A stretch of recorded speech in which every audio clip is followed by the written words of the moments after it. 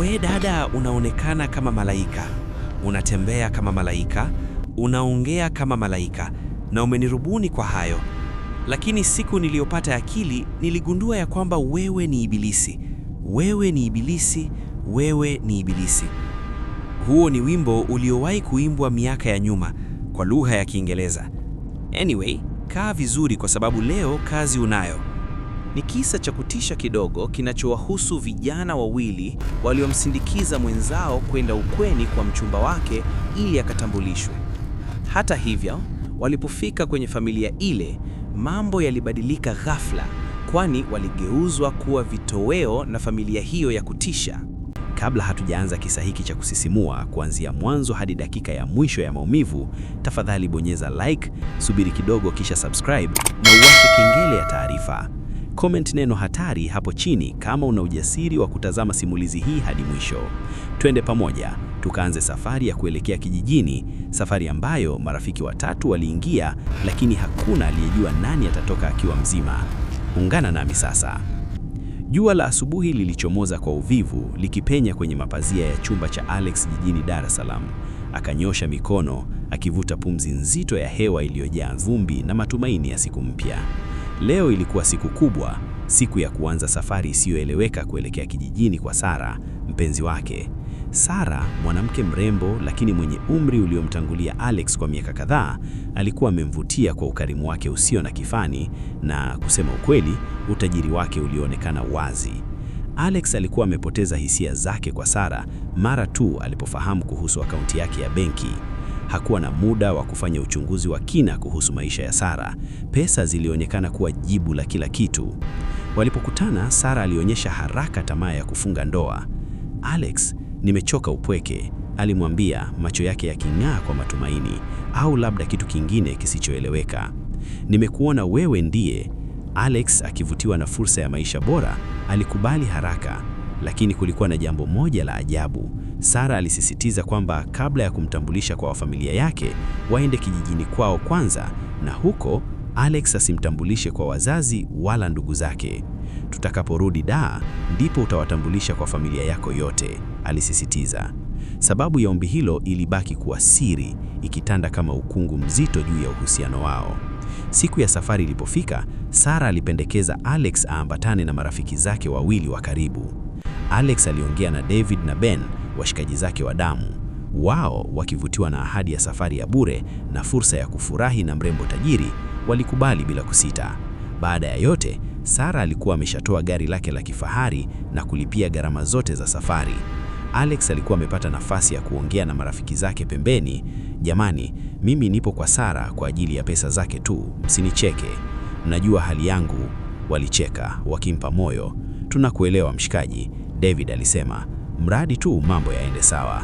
Walipakia migogo yao na kuanza safari.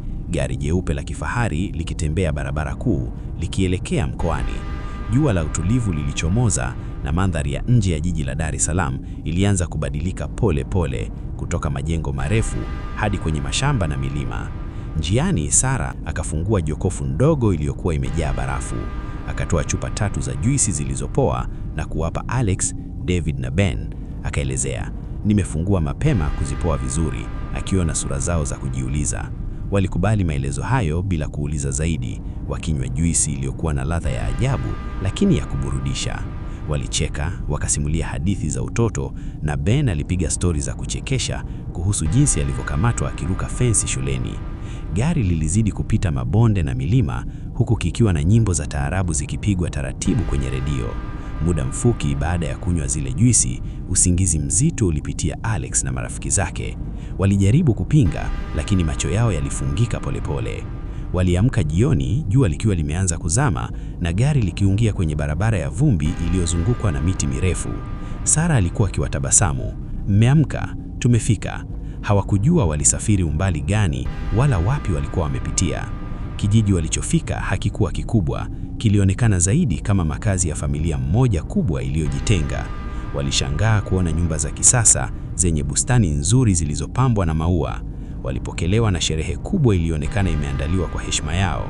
Wanafamilia walikuwa wakitabasamu, wakionekana wenye furaha. Walitoa majina yao: Bibi Tatu, Mzee Juma, Shangazi Neema na binamu Suleiman. Waliambiwa utambulisho rasmi ungefanyika siku ya 3, lakini kwa sasa walikuwa na sherehe za siku 3 za kuwakaribisha. Meza zilijaa vyakula vya aina nyingi, lakini Alex aligundua kitu cha ajabu. Hakukuwa na nyama. Mikate iliyookwa vizuri, mboga za majani za kila aina na matunda matamu yalijaza meza. Alex alimnong'oneza Sara, "Mbona hakuna nyama mpenzi?" Sara alimjibu kwa tabasamu, "Nyama huanza kupikwa siku ya kwanza ya sherehe ya kumkaribisha shemeji. Usijali, kesho itakuwa tele." Alex alikubali maelezo yake bila kujiuliza sana. Baada ya yote, alikuwa amekuja kwa ajili ya Sara na pesa zake. Mambo yaliendelea usiku ule, huku muziki wa taratibu ukipigwa na watu wakicheka na kupiga stori. Lakini kwa namna fulani, hisia za wasiwasi zilianza kutanda moyoni mwa Ben. Alianza kuhisi kuwa kuna kitu kisicho cha kawaida kuhusu tabia na vicheko vya wanafamilia hao. Kuku wa kienyeji walikuwa wakiwika kwa mbali wakati Alex alipoamka asubuhi hiyo ya kwanza kijijini. Licha ya godoro zuri na shuka safi za gharama, hakuamka na raha aliyoitarajia. Alihisi kichwa chake kuwa kizito, kama mtu aliyekuwa na hangover ya kitu asichokijua.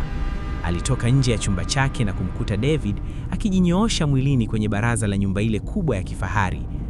"Mwanangu, usingizi wa jana si wa nchi hii," David alisema huku akisugua macho. "Yaani, nimepitiwa kiasi kwamba hata kama kingetokea nini nisingeshtuka. Lakini hewa ya huku ni safi sana." Wakati wakiendelea kupiga stori, Ben alitokea akiwa na sura ya wasiwasi. Hakufanya utani kama ilivyo kawaida yake. "Alex, kuna kitu hakiko sawa hapa," Ben alinong'ona, akitupa jicho huku na kule kuhakikisha hakuna mwanafamilia anayemsikia. "Jana usiku, baada ya ninyi kulala, nilitoka kwenda msalani. Niliwaona baadhi ya ndugu wa Sara, yule mzee Juma na binamu Suleiman, wakiwa wamekaa gizani chini ya mti wa mwembe. Walikuwa hawaongei, walikuwa wamekaa tu tuli kama sanamu, wote wakiangalia upande wa chumba chetu. Na vile vicheko vyao, mnaviona ni vya kawaida? Ni kama wanacheka kwa kutulazimisha." Alex alicheka na kumpiga Ben begani. "Wewe una wenge la mjini bro. Hawa ni watu wa kijijini, maisha yao ni ya taratibu. Sara ametugharamia kila kitu. Unadhani angekuleta hapa kama kuna hatari? Tulia tule maisha." Muda wa saa 4 mchana ulipofika, hali ya hewa ilianza kubadilika. Ben alianza kulalamika maumivu makali ya tumbo na kichwa. Alikuwa akitaharuki, akidai anaona vitu vya ajabu vikitokea kwenye kuta za nyumba. Sara alitokea akiwa na shangazi Neema, uso wake ukiwa umejaa huruma ya bandia. "Jamani, inaonekana Ben amepatwa na mabadiliko ya hali ya hewa," Sara alisema kwa sauti ya upole. "Usijali mpenzi wangu. Huku kijijini tuna matibabu yetu ya asili na ya haraka. Shangazi Neema na Suleiman watampeleka kwenye nyumba ya matibabu iliyoko upande wa pili wa shamba. Atakaa huko akumzike, kesho asubuhi atakuwa mzima." Alex na David walimshuhudia Ben akichukuliwa, akionekana mnyonge sana kiasi cha kushindwa hata kuongea. "Tutakuja kukuona baadaye Ben," David alifoka, lakini Ben hakugeuka. Jioni ilipofika, anga lilipambwa na rangi nyekundu ya damu wakati jua likizama. Harufu nzito na ya kuvutia ya nyama iliyoandaliwa na viungo vingi ilianza kusambaa eneo zima la makazi yale. Sherehe ya kwanza ya kumkaribisha shemeji ilikuwa imeanza rasmi. Meza kubwa ilitandikwa nje, chini ya mwanga wa taa za mafuta na mienzi ya mwezi. Mzee Juma alisimama na kutoa hotuba fupi. "Karibuni sana wanangu. Leo ni siku ya furaha. Tumechinja mnyama nono kwa ajili yenu. Kuleni mshibe." Sinia kubwa za nyama zililetwa. Nyama ile ilikuwa nyekundu sana, laini na ilikuwa na ladha ya kipekee ambayo Alex hakuwahi kuionja maishani mwake. Ilikuwa na utamu wa ajabu uliomfanya aendelee kula bila kuacha. Alex pia alikuwa akitafuna kwa pupa.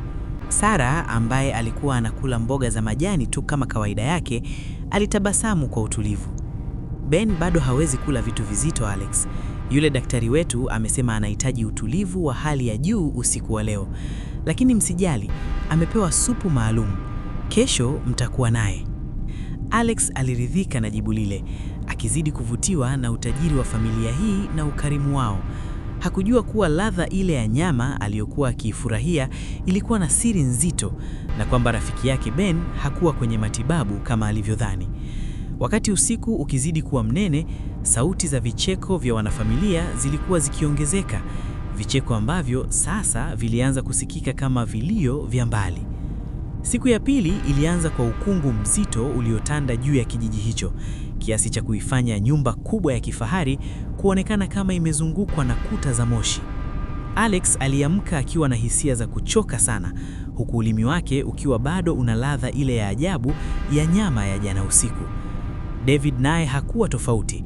Alikuwa akihangaika kufungua macho, huku akilalamika kuwa anaota ndoto za watu wanaopiga kelele gizani. Walipofika sebuleni, walimkuta Mzee Juma na Suleiman wakiwa tayari na zana za kuwinda. Walikuwa na mishale, mapanga marefu yaliyokuwa yaking'aa na mikoba ya ngozi. Sara alikuwa pembeni akimrekebisha Suleiman kola ya shati lake kwa umakini mkubwa, huku akitabasamu kwa utulivu wake ule ule uliokuwa umeanza kumfanya David asijisikie vizuri. Shemeji, Mzee Juma alimgeukia Alex kwa sauti ya chini. Leo tunahitaji kuongeza kitoweo kwa ajili ya sherehe ya kilele hapo kesho. Wewe kama mgeni rasmi na mume mtarajiwa wa binti yetu, unapaswa kupumzika na Sara hapa nyumbani. Mfanye maandalizi madogo madogo. Lakini huyu rafiki yako David anaonekana ana nguvu. David, ungependa kuungana nasi kwenda kuwinda kule bondeni? David alisita kidogo. Alitaka kuenda kumcheki Ben kwanza, lakini hamu ya kuona pori la kule kijijini na kujiweka sawa kimwili ilimshinda. Sawa, haina shida, lakini Ben yuko wapi? Nataka kumsalimia kabla hatujaondoka. Ben ameshachukuliwa na daktari mwingine asubuhi hii sana kwenda upande mwingine wa kijiji kupata hewa ya milimani. Sara alidondosha neno hilo kwa wepesi kama unyoya. Usimwaze David, ukirudi utamkuta ameshapata nafuu kubwa. David aliondoka na wale wanaume wawili wakipotea kwenye ukungu. Alex alibaki na Sara wakitembea kwenye bustani na kuongelea mipango ya harusi yao ya baadaye kule Dar es Salaam. Alex alikuwa amezama kwenye ndoto za utajiri. Alikuwa tayari anaendesha magari ya Sara na kuishi kwenye jumba lake la kifahari. Kila alipojaribu kuuliza kuhusu asili ya utajiri wa familia hiyo, Sara alikuwa anabadili mada kwa kumpusu au kwa kumwahidi mambo makubwa zaidi. Muda ulisonga, saa 4, saa 5, hadi jioni ikawadia. Ukungu ulitanda tena, lakini safari hii ulikuwa na baridi kali. Alex alianza kuwa na wasiwasi. Sara, mbona David harudi na Ben mpaka sasa hajaja? Wewe unajua uwindaji wa huku unachukua muda mpenzi. Sara alimtuliza huku akimshika mkono. Na kuhusu Ben, daktari amesema ni bora alale jikoni kule. Kuna joto zaidi. Jikoni kwetu ni kubwa sana. Ina vyumba vya pumziko kwa ajili ya wafanyakazi. Usijali kabisa. Usiku ulipoingia, sherehe ya pili ilianza. Safari hii wanafamilia walikuwa na msisimko mkubwa zaidi. Nyama ililetwa tena, nyama nyingi kuliko jana. Harufu yake ilikuwa kali na yenye kuvutia kupita kiasi. Watu walikuwa wakila na mikono miwili, wakicheka vicheko vile vile vilivyokuwa vikimfanya Ben apate mashaka. Kula shemeji, hii ni nyama ya kipekee sana, imepatikana jioni hii. Suleiman alisema huku akimgeuzia Alex kipande kikubwa cha nyama kilichokuwa na mfupa mrefu. Alex alikula akijaribu kufunika hofu inayomnyemea ndani ya moyo wake. Alipomuulizia David kwa mara ya mwisho, Mzee Juma alicheka. David yuko jikoni anamsaidia Ben. Wameamua kula hiko ili wapumzike vizuri kwa ajili ya sherehe ya kesho. Alex alirudi chumbani kwake usiku ule, lakini hakuweza kulala. Alihisi nyumba nzima imetulia kwa namna ya kutisha, na nje ya dirisha lake aliona vivuli vya watu vikitembea kimya kimya, vikibeba magunia mazito kuelekea upande wa jikoni. Moyo wake ulianza kumpiga, akihisi kuwa giza la kijiji hiki linaficha siri ambayo hajawahi kuifikiria hata kwenye ndoto zake mbaya zaidi. Usiku wa pili ulikuwa mateso kwa Alex. Usingizi haukuja, na kila mara alipofunga macho aliona sura za marafiki zake, David na Ben, zikimwangalia kwa macho yenye huzuni. Aliamka asubuhi na mapema kabla hata jua halijaanza kuchomoza vizuri, huku kukiwa na ukimya mzito uliotanda kijijini hapo. Sara hakuwa gembeni yake. Alikuwa ameamka mapema na kutoka nje, jambo lililozidisha wasiwasi wa Alex. Alex aliamua kutoka nje kwa siri. Alihisi anahitaji kuwapata marafiki zake sasa hivi. Alielekea upande wa jikoni kubwa aliloambiwa marafiki zake wapo, lakini alikuta milango imefungwa kwa makufuli makubwa. Akiwa anazunguka nyuma ya jengo hilo la jikoni, alipita karibu na kichaka kimoja kilichokuwa kikitumika kama jalala dogo la kutupia mabaki ya vyakula vya sherehe za usiku uliopita. Harufu ya damu bichi na kitu kilichooza ilimvuta karibu. Alisogea kidogo, moyo ukimdunda kama ngoma. Katika lundo la mabaki ya vyakula, mboga za majani zilizonyauka na mifupa mikubwa, Alex aliona kitu kilichomfanya damu igande mwilini mwake. Palikuwa na mfupa uliokuwa na mabaki ya nyama, lakini haukuwa mfupa wa mnyama. Ulikuwa ni mfupa wa kiganja cha binadamu, na kwenye kidole kimoja kulikuwa na pete ya fedha, pete ambayo Alex alitambua mara moja. Ilikuwa ni pete ya David. Mungu wangu! Alex aliziba mdomo wake kuzuia kelele, machozi yakimtiririka. Alitazama vizuri na kuona vidole vingine vikiwa vimetawanyika pale kama takataka. Siri ya ile nyama tamu aliyokuwa kiila kwa siku 2 mfululizo ilimfunukia kwa namna ya kutisha zaidi. Walikuwa wanamla rafiki yake mwenyewe. Unatafuta nini hapo mume wangu? Sauti ya baridi ya Sara ilitokea nyuma yake. Alex aligeuka kwa mshtuko, akitetemeka mwili mzima. Sara alikuwa amesimama mita chache tu, akiwa ameshika kisu kidogo cha kukatia matunda, uso wake ukiwa na tabasamu lile lile la utulivu lililokuwa limejificha ukatili wa ajabu. Macho yake hayakuwa na huruma tena, bali yalikuwa na kiu fulani ya giza. Sara, marafiki zangu wako wapi? Hii ni nini? Alex aliuliza kwa sauti ya kusuasua, akionyesha kile kiganja. Sara alicheka kicheko kifupi cha dharau. Nilikwambia usiulizi sana Alex, ungepata utajiri, ungeishi maisha ya ndoto zako. Ulichotakiwa kufanya ni kula na kufurahia sherehe, lakini sasa umeanza kuchunguza vitu visivyokuhusu. Alex hakusubiri maelezo zaidi. Kwa nguvu za hofu, alimpusua Sara na kuanza kukimbia kuelekea porini. Alikuwa akikimbia bila mwelekeo, akipita kwenye miiba na mawe. Nyuma yake alisikia sauti ya firimbi ikipigwa, ishara kwa wanafamilia wengine kuwa kitoweo kinatoroka. Wakati akikimbia, miguu yake ilijikwaa kwenye rizi la mti mkubwa, akaanguka vibaya na kugonga kichwa chake kwenye jiwe. Dunia ilianza kuwa na giza, na kabla hajazirai kabisa, aliona vivuli vya Mzee Juma na Suleiman vikimkaribia, huku akicheka vicheko vyao vya kutisha. Alex alizinduka huku akihisi kichwa chake kikipasuka kwa maumivu makali. Alijaribu kunyanyua mikono yake, lakini aligundua amefungwa kwa kamba nene kwenye kiti cha mboa katikati ya chumba kimoja chenye mwanga hafifu. Harufu ya mishumaa na dawa za kienyeji ilitanda chumbani humo. Mbele yake, Sara alikuwa ameketi akimtazama kwa utulivu huku akichezea kisu chake mkononi. Umeamka mpenzi wangu, Sara alisema kwa sauti laini iliyobebwa ukatili wa ajabu. Alex alijaribu kufurukuta, sauti yake ikitoka kwa tabu. Sara, marafiki zangu wako wapi? David na Ben walikukosea nini? Sisi ni binadamu, sio wanyama. Sara alisimama na kuanza kuzunguka kiti cha Alex polepole na kukichezea kisu chake mkononi. Binadamu, kwetu sisi ninyi ni zawadi. Familia hii ina siri Alex. Kila baada ya miaka 3, ili tuendelee kuwa na utajiri, nguvu na uzuri huu unaouona, lazima tufanye tambiko la siku 3. Mabinti wa familia hii hawaruhusiwi kuolewa wala kuanzisha familia nje. Kazi yetu ni moja tu, kutafuta wanaume 3 kutoka mjini, wanaume wenye tamaa ya mali kama wewe Alex, na kuwaleta hapa kama kitoweo cha sherehe. Alimsogea Alex na kumshika kideme chake kwa nguvu. Marafiki zako walikuwa watamu sana Alex, na leo siku ya 3 ni zamu yako. Hakuna wa kukuokoa. Kijiji hiki kimejificha, na kile unayemwona hapa, kuanzia Mzee Juma hadi watoto wadogo, wanasubiri mlo wao wa mwisho wa usiku wa leo. Sara alitoka nje na kumwacha Suleiman akimlinda mlangoni. Suleiman alikuwa anasafisha panga lake huku akimtupia Alex macho ya dharau. Alex alijua akikaa pale kifo chake kimefika. Kwa bahati, alihisi kamba za mikononi hazikufungwa vibaya upande wa nyuma kutokana na haraka ya wao kwenda kuandaa sherehe nje. Alianza kusuga kamba zile kwenye ncha kali ya mboa ya kiti huku akijaribu kupiga kelele. Baada ya dakika kadhaa za jasho na damu, kamba ilikatika. Suleimani alikuwa amesinzia kidogo mlangoni, akiamini Alex hawezi kufurukuta. Kwa ujasiri wa mwisho, Alex alinyanyuka kimya kimya, akachukua chupa ya kioo iliyokuwa karibu na kuipiga kwa nguvu kichwani mwa Suleimani. Suleimani alianguka chini kama mzigo wa misumari. Alex hakugeuka nyuma.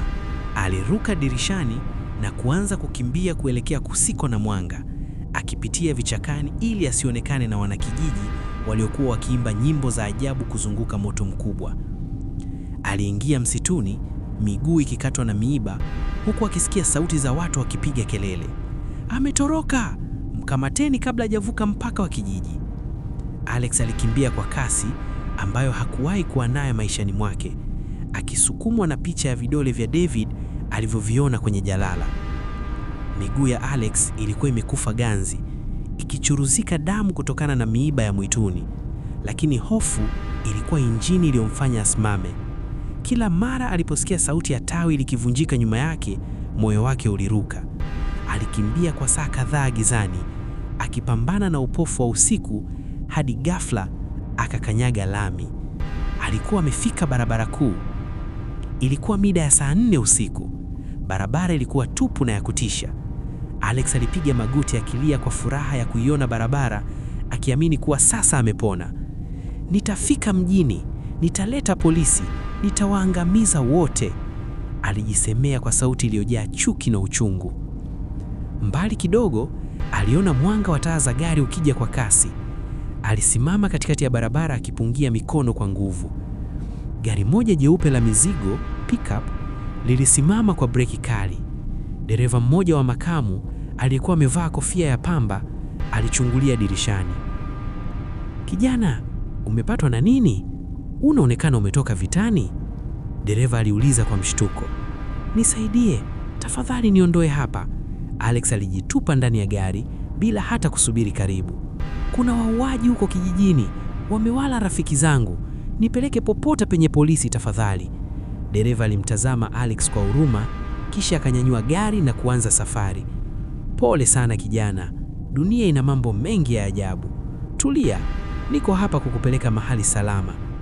Baada ya dakika chache za ukimya, Alex alianza kutetemeka kwa njaa na mshtuko wa baridi. Dereva alicheka kwa sauti ya chini. "Unaonekana una njaa sana kijana wangu. Kwenye hicho mfuko hapo chini kuna chakula na maji. Kula mwanangu, safari bado ni ndefu." Alex, akiwa na njaa inayouma, alifungua mfuko ule. Alikuta kipande kikubwa cha nyama kilichochomwa vizuri na chupa ya maji. Bila kufikiri mara mbili, alianza kula kwa pupa. Nyama ile ilikuwa na ladha ile ile, tamu, laini na ya kipekee. Lakini alipofika katikati, meno yake yaligonga kitu kigumu. Alikitemea mkononi mwake. Ilikuwa ni kucha ya binadamu iliyounganishwa na kipande kidogo cha mufa. Alex alipiga kelele ya kukata tamaa, akijaribu kufungua mlango wa gari uliokuwa unakimbia, lakini mlango ulikuwa umefungwa kwa mfumo wa central lock. Alianza kuhisi mwili wake unakosa nguvu, macho yake yakifungika pole pole. Ile dawa ile ile iliyokuwa kwenye juisi ya Sara ilikuwa ndani ya yale maji aliyokunywa sasa hivi. Dereva aligeuka, uso wake ukiwa na tabasamu lile lile la mzee Juma, tabasamu ambalo sasa Alex alilitambua kuwa ni la ukoo mzima. "Ulitaka kwenda wapi kijana? Hakuna anayeondoka kwenye sherehe ya kilele kabla ya kutoa mchango wake. Mimi ni kakake mkubwa Sara, na nimekuwa nikizunguka barabara hii tangu ulipotoroka." Dereva alicheka kicheko kikali kilichojaza gari zima, akigeuza gari kurudi kuelekea kijijini. Alex alijaribu kufurukuta kwa mara ya mwisho, lakini giza lilimshinda. Simulizi inaishia hapo, huku gari likipotea kwenye ukungu wa usiku, likimrudisha Alex kwenda kuwa kitoweo cha mwisho cha sherehe ile ya miaka mitatu. Ujumbe wa simulizi: maisha si kila kinachong'aa. Tamaa ya Alex ya kupata utajiri wa haraka bila kumchunguza mtu kwa undani ilimfanya apoteze rafiki zake na maisha yake mwenyewe. Kabla ya kukubali fursa au mahusiano yanayokuja na urahisi uliopitiliza, kumbuka, kuna gharama ambayo wakati mwingine ni kubwa zaidi ya kulipa. Subscribe at Yasam Owino Simulizi.